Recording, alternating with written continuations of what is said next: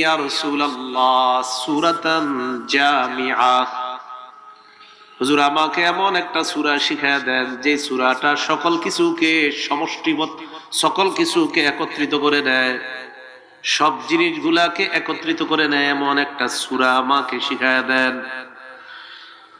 সূরাতুন জামিআ, এমন একটা সূরা যা সব কিছুকে একত্রিত করে, মানে যেই সূরাটা আমার জন্য যথেষ্ট হুজুর, এরকম একটা সূরা আমারে শিখায়। فأقرأه إذا زلزلت الأرض زلزالها।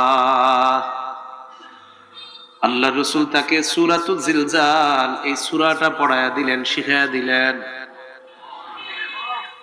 فقال والله لا أزيد عليها أبدا।